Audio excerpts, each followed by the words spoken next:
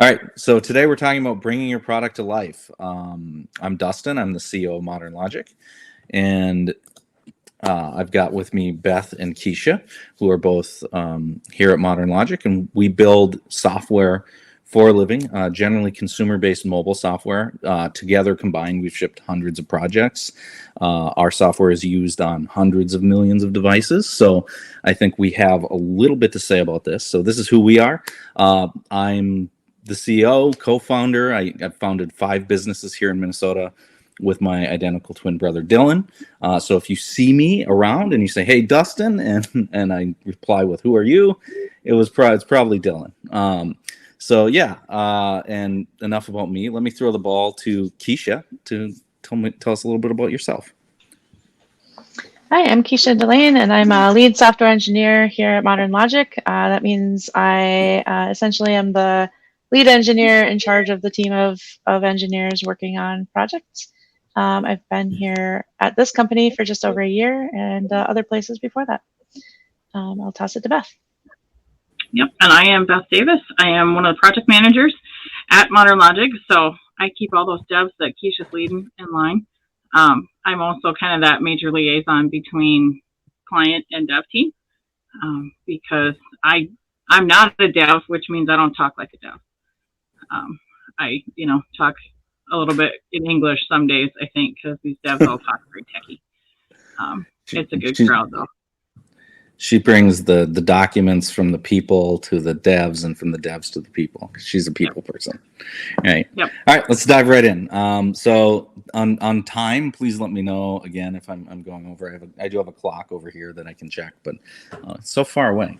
So let's talk a little bit about what you're going to be learning today. So we're going to talk about how to bring your product to life, the value of hiring an experienced team. So there's kind of 2 sort of focuses on this, which is some practical, pragmatic advice for both building a team and then you know building a product and getting a product to market in a way that is going to hopefully result in less risk for you and less overall team risk and time involved in doing these things. Building a product, getting into market is really, really hard. So we usually recommend that people use an experienced team like Modern Logic, but this isn't a talk about why you should go with Modern Logic. It's more of a talk of what the value trade-offs are, because it's all about risk and how you're going to make those trade-offs yourself, right? So sometimes if you have budget, going with an agency is a really good approach. But if you don't have budget or you have a really strong technical team, maybe that's not the right choice for you. So we're going to talk through these things. We've got a couple of slides here talking about various different considerations that you might have, and then we're going to sort of as a group tag team and discuss our thoughts on these issues based on what we've learned in 10 plus years of delivering software. So let's start with ideation. So narrowing from everything to something is hard. The concept of starting a startup is very, very greenfield. So you're sitting there having left your job trying to solve a problem. You usually know what the problem is, but how you solve that problem is so nuanced. Everything from who do I bring on with me as technical co-founders to who do I need on the product ownership? How do I do sales? How much should I charge? What technology should I build? So as soon as you leave your company to start something, you are immediately inundated with so many decisions and choices that you need to make, right? And part of the problem is now you're in a mindset where you have to get to market, and so you have to narrow down that huge problem space from everything to something, right? And the agency will help you with that. So that's one of the reasons going with an agency makes sense, is they're going to take that technical component away from you.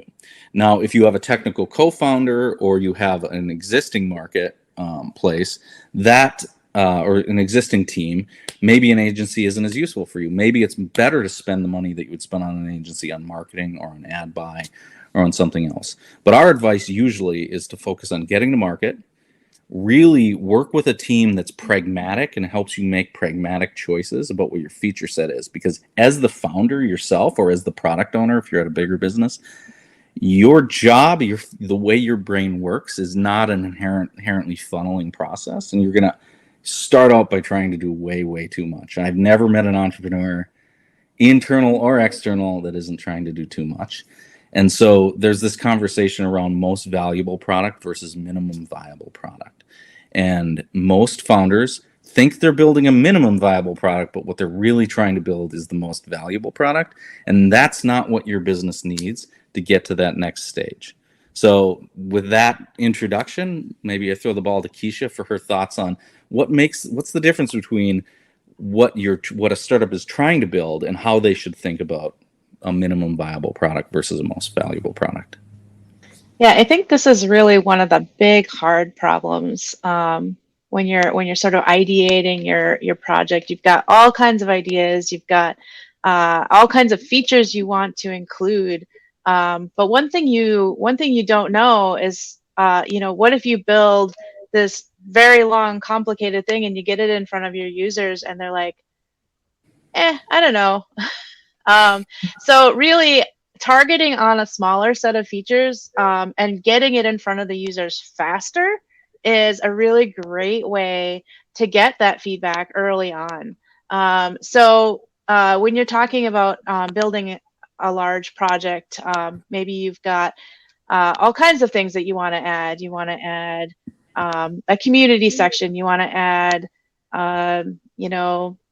a place where they can read all kinds of interesting posts by you, content that you're developing, all sorts of things. Maybe take a look at that, and your agency can kind of help you say, hey, okay, look, who's your core audience? That's the first question you need to be asking yourself. And what you think they might want. Oh, I've got like 10 ideas about what they might want. Okay, well, let's pare those down. What are the most important things you want? You want to develop a community platform where people can chat to each other. Okay, maybe that's the thing to focus on. Or maybe you're like, wait, no, I want them to be reading my content. Maybe that's the piece we should be focusing on first. So what's the first thing you want to get in front of them? And you might be thinking, oh gosh, I want a ton of... I want them to have all of these things. But one of the things you should really consider is if I build something they're interested in first, a smaller thing, and then I add a feature later that adds that functionality that, I had in my head to begin with, it keeps them engaged. So, you could be like, hey, you're having a great time interacting with our posts. Now we'll add this other feature where you have more of a community feel with other users. So just kind of think about that. It's not paring back all of your features because you will roll these things out, especially as you get feedback. But it's another way to keep people engaged. Maybe Beth, I can toss to you now and you have something else to add to that. Sure, because I think Kisha talks some of the features and big features and pieces like that, but there's also considerations for elements of the feature that are smaller. Like if we're talking about a chat feature, for example, well, do you necessarily need the functionality to search in that chat for a specific person or a specific thread on day one? Not necessarily, because you have new clients, you have new people using it. They don't have 5,000 chats to start with. They're only going to have 15. So there's things like that don't necessarily have to be there on day one launch. They could be there a month in. They could be there in that. And so it's even getting into that kind of granular piece. And that's part of what we help with, is being able to say, hey, we can get the main bones of this in, but we don't need this little bit yet. We don't need that little bit yet. And being able to layer in some of that additional, I always like to call it the frosting. It's let's bake the cake and then let's get that fancy frosting. And, it plays into things like drop shadows. They look great. They look pretty. They look polished. Do you need them on day one? No. Little things like that can get expensive, not only from an actual money standpoint, but time. And that's one of the biggest things, especially that, Dustin said as well. The goal is to get you to market. and get where people see your app, they're in it, they're starting to give you feedback. It doesn't need to start out looking like Instagram. It doesn't need to start out looking like all of these big, huge, apps that have been out there and have gone through this process already. They all win it too. They didn't start here. So I think that is so much in that conversation. And, I think even some of this starts to lead us into our next slide of talking about design and the importance of, getting that design right, getting into that design flow.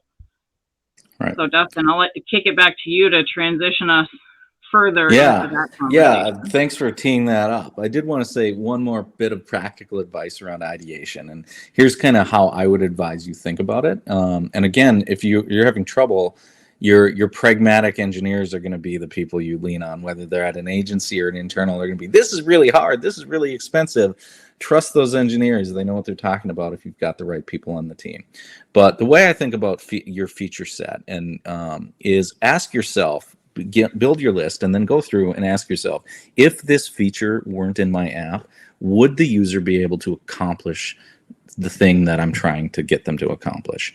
Like, okay, the drop shadows aren't in the app, but they can still buy. Okay, the shopping cart isn't in the app. Well, they can't buy anymore. Okay, we need the shopping cart, right? We need the product catalog, but maybe we don't need high resolution product images in version 1 because they can still see, buy, they can go to the website. Literally strike off every single thing that doesn't fit that simple test. Build the core so that the basic thing can happen, and then build on top of it. Like Kisha said, you can always do more releases. But if you don't get to market and fit and find out whether people actually want to solve the problem you think they want to pay you to solve, everything else is extra frosting, and that frosting costs a lot of money. All right. So speaking of frosting, design so things can be built is our next concept. So early on in Modern Logic's life, we partnered with a design firm, and our main focus was working on really big, really high design projects for big companies like Twitter and Facebook. And we spent a lot of time implementing really fancy looking designs. And one of the things that I learned from that experience is most of this fanciness is not required to solve the problem. And boy, does it cost a lot of money. It's a great way to spend your development budget. We had a client at one point spend, I think it was either $60,000 or $80,000 on a single animation.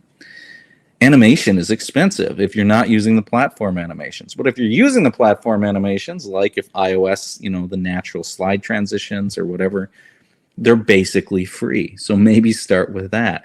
And so one of the things that we really stress now that we work with smaller businesses is make the choices that are easy, and don't overcomplicate things, don't over-design things. Work with a designer that has built things that have been implemented before so that you're not getting designs that constantly need to be cut down by the development team because the scope is too wide. Oftentimes, a single tweak can save you a week or even a month of time. Making choices like this is going to have to be a completely custom view that no one has ever seen on the phone before, for example. Well, that's going to be very expensive. Whereas this is going to be a set of images that you can page through left to right. Every app has that. That Apple has invested their money in making that really easy to implement so that you don't have to invest yours. So over designing is a real common flaw we see, especially with young startups that want things to feel like Instagram, because those are the apps you're using every day. But even Instagram wasn't there on day one. It took them years and years and hundreds of millions of dollars to get to the point that they are now. So you're probably not there right now. So let's approach things a little more pragmatically. And the other thing is the platform is huge. Your tech stacks are complicated. Work with someone that understands how to navigate both those concepts. Because if you don't, the things that seem easy to you as a founder, even if you have some experience on the platform, might be incredibly difficult, and you might get lost in the bog of dealing with that and never be able to get out and get your product shipped and get it to market. So let's start with Beth now and talk a little bit about how you feel about design and how design goes into building a great, minimum viable product. Well, I think some of what Dustin just said, like, speaks to me a lot in that, like, that simple tweak, like something that just when you look at it visually on the screen, you go, oh, let's sort these most common things to the top, means that there's a whole database that has to be searched and sorted and found and data collected and all of that stuff on the backside. So it looks, to everybody just flipping through, oh, that's easy. You're just, throwing Beth's name to the top of it because she interacts more. Well, we had to figure out how Beth interacted more. How did we know that? And so all of that stuff goes in the background, and it's not only from a very technical side of trying to find that data, it's a performance hit because now you have to search that data. And so there's definitely some trade-offs. And I know a lot of times that when, a development team starts talking and we kind of go, I'm not sure about that. I think, to the other side, it's your developer's always telling you no. Sometimes there's a reason we're telling you no and we're throwing the white flag because we kind of go, I'm not sure you want to do that. And here's why you don't want to do it. And so I think that's so much of part of that design and not getting so caught up in having it pixel perfect and exactly that way that you miss some of those bigger picture things like a performance piece, like being able to hit accessibility.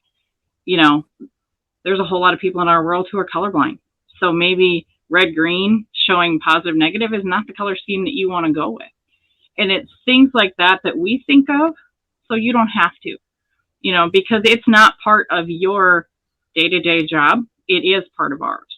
And I know Kisha's got more to say on that because she and I have talked a lot on some of that accessibility and things like that. So I will kick to her.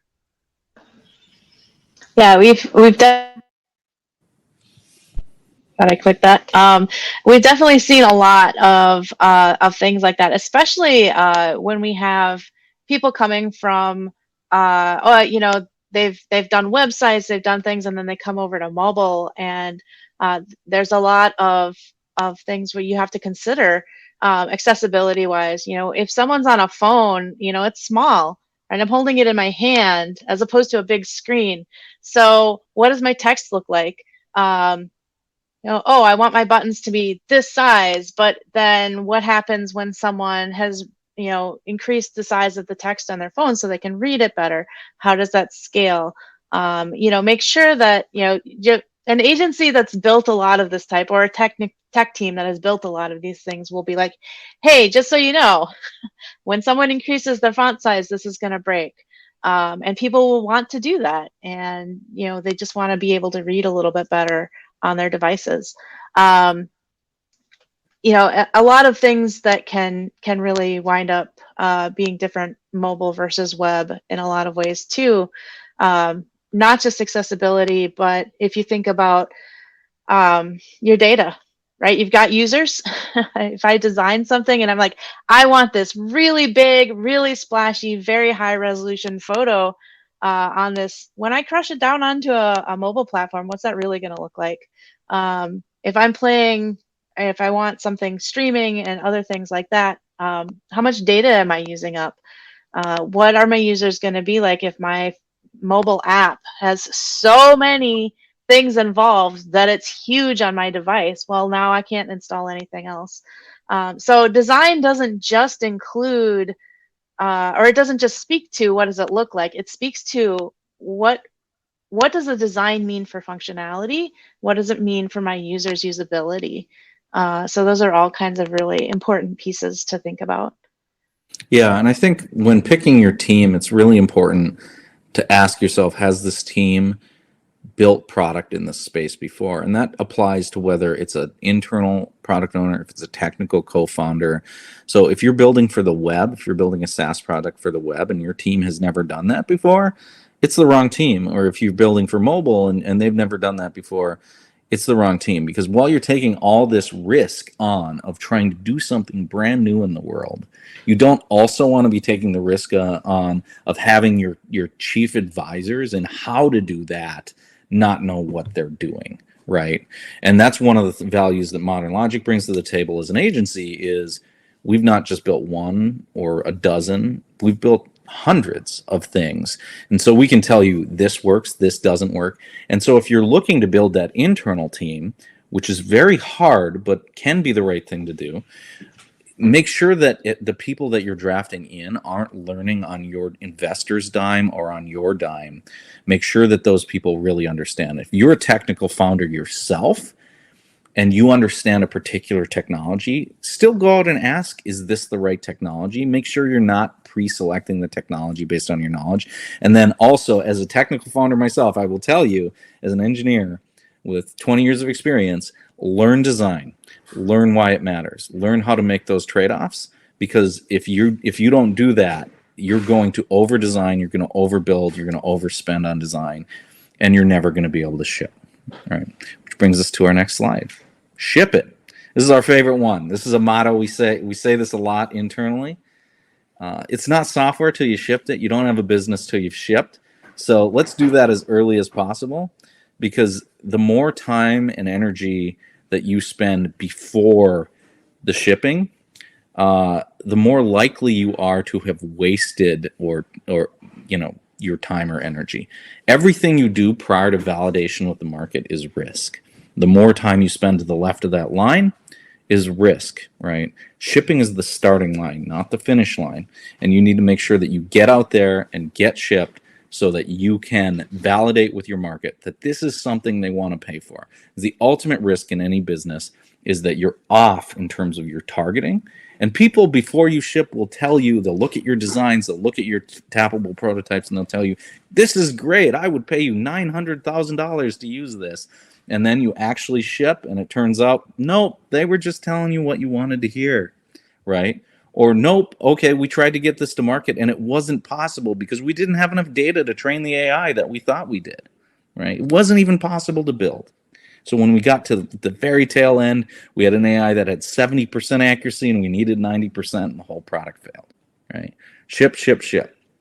And the problem with this is changing the world requires idealism. And as soon as you psych yourself up to leave Big Co and start your own thing or get the budget from Big Co to do the thing, you immediately have to discard that idealism and start being pragmatic. And that's a really harsh transition for entrepreneurs, internal or external. And I say this with love as one myself. It's very, very hard to narrow your feature set. It is the single most important thing you can teach yourself to do, because you're a dreamer and that's great. But, dreams don't pay the bills. Customers do. You need to get out there and get those. So make sure you build the right features. We advise that the first version of an app only have 2 or 3 core features, and then the minimum amount of secondary features to support that. If you have you need login. Well, do you need to be able to delete the account in your 1.0, or can someone just email you? Okay, let's put a link to the email. Done. Do you need an admin console? Well, if you have user-generated content, probably. If you don't, no. Just have a developer go into the database and delete that user. Make these really pragmatic choices so that you can get to market and validate your business model, because your business is not your software. Your business is your business. Your software is just a necessary supporting component. So an agency is going to be able to help you understand that. That's another place where an agency works, because an agency has to work within your budget, within your deadline, and their people do this for a living. They're not living your dream. And that can be valuable because they're going to be pushing back on, this is hard, this isn't possible, this would have us sleeping under our desks, and we don't do that. And ultimately, we're going to talk about that. Sleeping on your desk, whether it's not a good idea, and I say that having done it in 4 other startups. Don't sleep under your desk. Don't work harder. Do less. It is shocking how many people in tech do too much. It's like the default option is to work harder, and it's not the right choice. There's not a single project in my 20-year career where I did heroic hours that I historically couldn't look back and tell you that was the wrong choice. We should have done something differently, right? And the other thing to know about that is you're building a culture as you do this. And if you start your culture out by trying to do too much, you're going to end up with 30, 40, 50 people on your Series B And people are going to be leaving in droves because you've built a culture that no one wants to work in, that you don't want to work in, that you're going to be miserable working in. And then the other thing I would say is understand when to use technical debt. Not all bad code is bad for the business, right? Sometimes you need to make choices that are, this is not the ideal choice, but it's going to get us to market 3 weeks faster. That's the right choice for the business. You can always rewrite it later. Perfect is the enemy of the good is a very accurate quote. As an idealist, you want things to be amazing, but sometimes you just need things to be okay, and that's okay. Let's throw the ball to Beth to talk a little bit more about shipping. Well, and I'd like to say too, Dustin touched on that technical debt and, needing to have that sometimes. That technical debt can look like that delete account where there's some minimum requirements that Apple requires, and we can get those in, but then you have that technical debt that as your app grows and as you get more users, you don't want that manual anymore. You want that to be more automated and things like that. And some of that automation and things like that are also pieces that maybe aren't in that MVP that we've talked about and that you build on. But there does come a point when all of a sudden, have to, as he puts it, pay that credit card of that technical debt, because you need to do that now. And it means some of your other like future features that you want to do maybe a little slower than you want, or things like that, because you have to keep that good solid base underneath, because otherwise you're building a rickety ship. You have to make sure that you keep up on that so it's solid and it has a good foundation and it works well as it scales and as your app grows. You want it to be good, because if you get to a point, all the gewgaws and all the fancy stuff, if the app doesn't work, it doesn't matter. So you have to, as part of that pragmatism of knowing when you need to stop with the frosting and go back and shore up some more and add some more foundation and get all that stuff a little more solid, and when we talk where to draw the line and when to change things, it's, our second bullet on the slide about talking of scope creep. And you have to be realistic that, if Twitter comes out with some fancy new feature, doesn't mean you need to slap it in your app right now too. Maybe they're doing this new fancy thing. Slapping that sort of stuff in before you actually launch is going to end up delaying your launch ultimately. Because when we're talking, everything still takes the amount of time it takes to build. If it took 3 weeks to code it, it still takes 3 weeks to code it. But if you just added 3 more weeks worth of coding, your deadlines have to shift, and that release date has to shift. And I say that as a project manager because that's so much of my job, is helping keep our arms around the pieces and go, okay, if we're going to do that, then something else has got to shift so we can still meet this deadline. And I know, my development teams, Kisha in particular, it's an ongoing conversation between us and them, talking to the devs saying, hey, how do we make this work?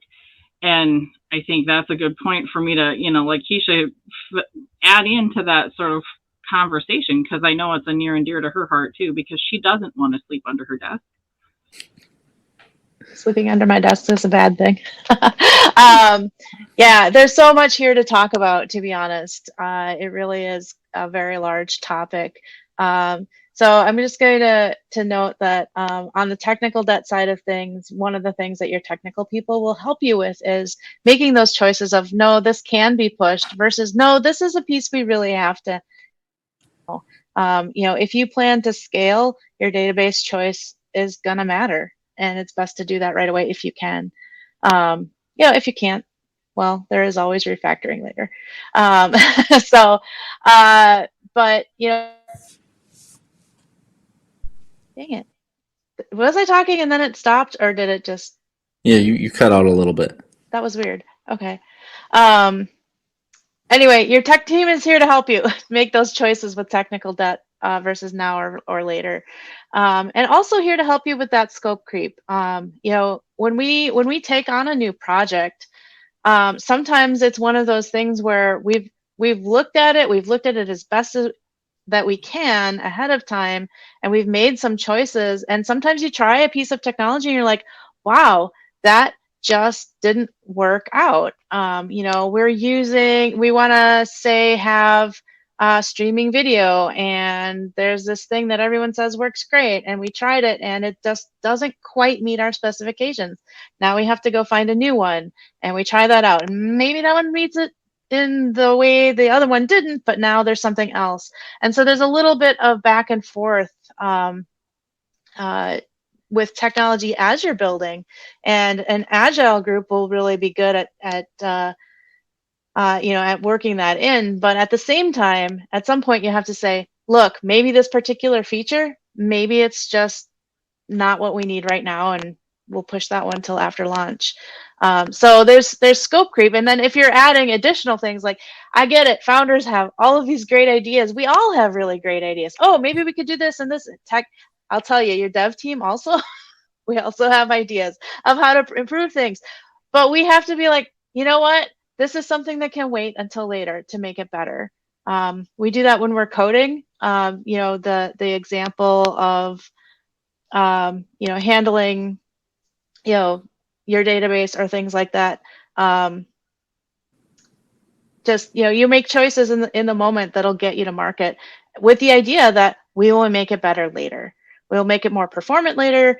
Once we start to scale, we'll have to start thinking about, gosh, what if we have 700,000 users all of a sudden on our platform? We started with 1,000. We work on the scaling later. But we write those down. We write your ideas down. Anything you come up with, write it down for later. Because as I said, as you add features, as you add additional performance issues, you're just gonna be like, your users, they'll be, hopefully they'll be happy with what you launch with, and then you add additional things, and then they just become happier. So hopefully that's good. But the last piece I want to just touch on a little bit is that burnout. And I actually have a really good example from yesterday. I was looking at a date time thing, like, oh my gosh, this thing is just like weird. And then I looked at and I was like, you know what? I'm just going to leave it. And I looked at it this morning. I was like, oh, if I change this to this, like one character change, that was it. Fixes it, right? That rest lets your brain just reset and makes things, if you're too tired, you're making poor decisions, or you're just not thinking straight, and it just actually takes longer. So what you start with, starting out great, starting out the day, you get tired and things just become harder and harder and harder. And yeah, maybe you work 12-hour day, but you actually really only got 8 hours of work in. So just go rest, relax, spend time with your friends, spend time outside. It's beautiful here in Minnesota. Let's do that before it gets to be cold and wintry. And when it's cold and wintry, go out cross-country skiing, right? Just let your head clear. It's really good for you. There's a lot of research about that, actually. Yeah, and what we don't talk about is maybe you did get an extra hour on that 12-hour day, but the next day you get about 4 hours, right? Eventually you got to pay that. Your body is not infinite, and especially as you get older, it's going to get worse and worse. So establish good habits early in your career. It will do good. And like I said, do less. It might sound like we're saying ship a steaming pile of code, but we're not. We're saying do less. Make your choices pragmatically. Invest in the things that really matter for your future, and leave the things that aren't variable, that you don't need to de-risk, that you might know you need to do, or you might need to do better. Leave those for later, because you're putting frosting on a cake that no one might want to buy or eat, right? Like, when you get to the market, you're going to find out real quick if you were wrong. And if you find out you were wrong, like most startups do, most startups pivot 2 to 3 times. How much money do you want to have spent building features that are no longer necessary, that no one's going to use, to find that out, right? And so I get it. I've built products. I've been in love with my products.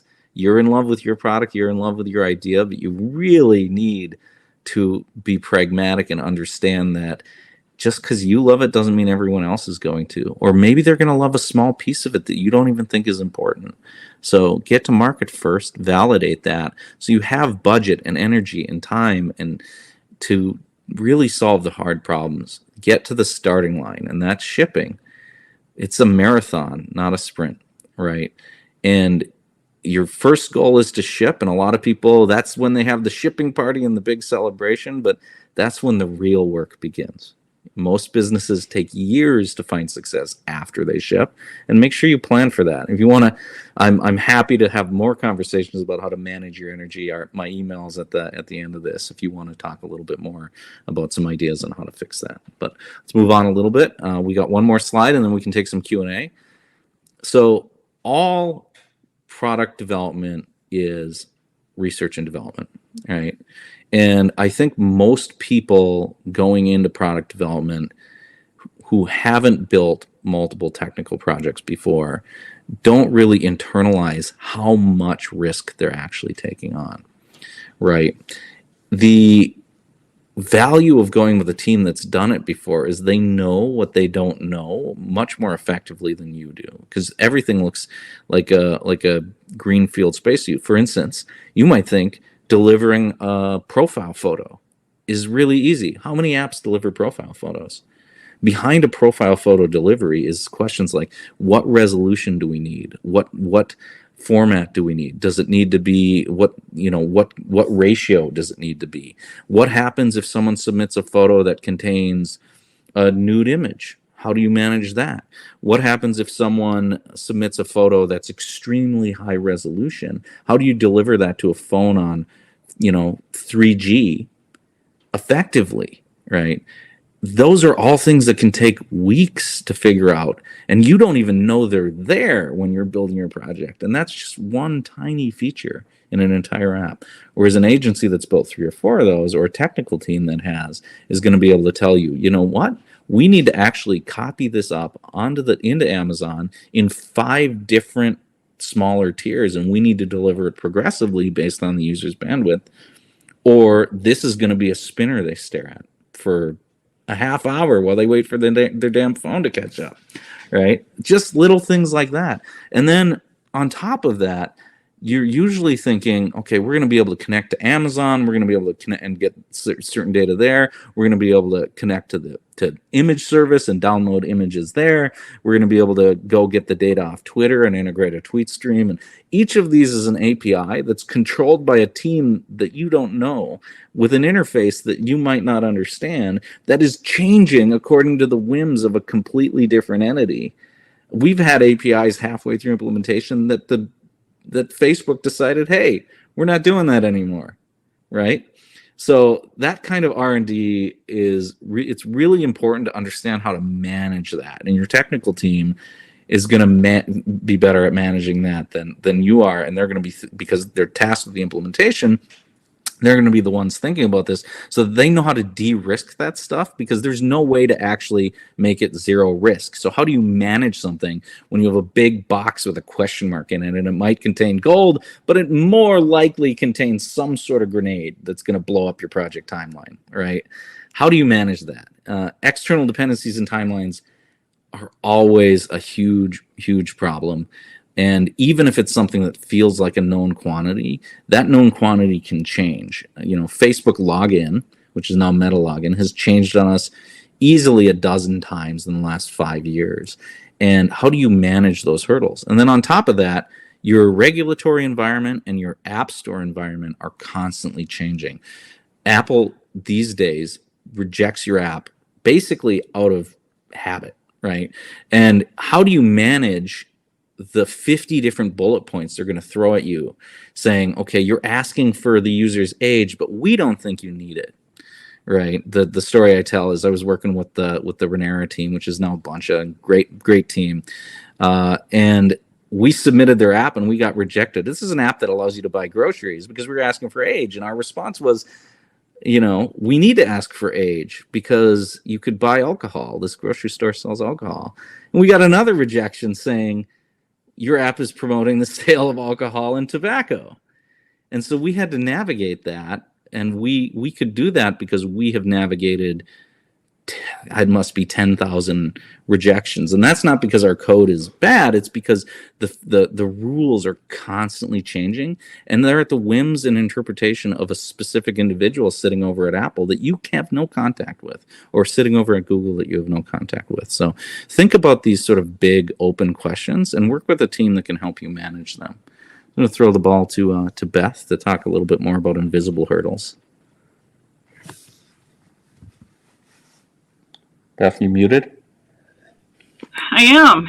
I'm going to be a little short and sweet so Kisha gets a few cents in here too, because we are getting close to the end of our time. You know, I think the headline of this slide is really kind of the know what you don't know. That's what the agency brings, because, or a tech team or whoever, we have not only like the technical knowledge, but the diversity of biologists and pilots and parents and, you know, table gamers and fishermen and all this other stuff that doesn't necessarily lead to how do I code this, but it's other apps we've seen, it's other apps we've interacted with, it's other experiences, and it's just that much more network that you get, and it's network that you get even before your app is launched. You know, it's at that very high, you get all those opinions early. And, you know, I also want to touch on the app stores being finicky. We're able to let you know things like, hey, Apple's going to choke if your privacy policy isn't accessible on the very first screen of your app, and your terms of service and all that, because your users have to be able to see them before you can log in. That's not things that you know or need to know. We know it. So that way we can help you say, you know, hey, let's get these on here from the get-go, because then we know they can't reject us for it later. So I'll give the floor to Kisha here so she can get a few closing comments in before we run out of time. Don't worry, they'll reject us anyway. Advance the slide so people can see our emails. So please, yeah, sounds good. Send us emails. Yeah, so I think You muted. What? I don't know. I'm not touching anything. I unmute and then it mutes again. That's weird. Get the cat off the keyboard, Kisha. No, I locked her out. Beth hit the nail on the head with the app stores. You know, but you know, we keep a list. Like, here are all the things that App Store rejects us for, and we keep updating that. And then, you know, we won't. They'll still find something. But we will have hit all those other ones already, so it's much fewer to deal with getting past. And I don't know, I could go on and on and on about integrations. They're always harder than we think, even if we've integrated with them before. I've done a ton of API integrations. Every version is a little bit challenging. Dustin, you flipped off of the slide share. But yeah, it's definitely always a challenge. But you know, collectively, your agency has a ton of experience over decades, among individual contributors, and then you add up all of those things, and the fact that we've all come from different types of backgrounds in terms of coding. Different, I came from a larger company where we did do a lot of really weird API integrations. We've got all kinds of different backgrounds in the technical sense, and that just as a team makes those integrations go easier and a little bit easier to investigate completely brand new ones as well. So anyway, I'll throw it back to you, Dustin. We got 1 minute left. I didn't see any questions in the Q&A. Yep. Or the chat. Good, because we don't have any time. I effectively filled the space. Apologies for those of you who may have had questions. If you do have questions, I'm getting a little bit of feedback, but maybe it's just me. If you do have further questions, we're info@modernlogic.io. I'm Dustin at modernlogic.io. Beth and Kisha are just their names with a dot in between at modernlogic.io. We're accessible. Email us. Ask us questions. Happy to help. All right. And that's time. Thanks, everyone. Hopefully this was helpful and valuable to you. And we'll see you around Twin City Startup Week.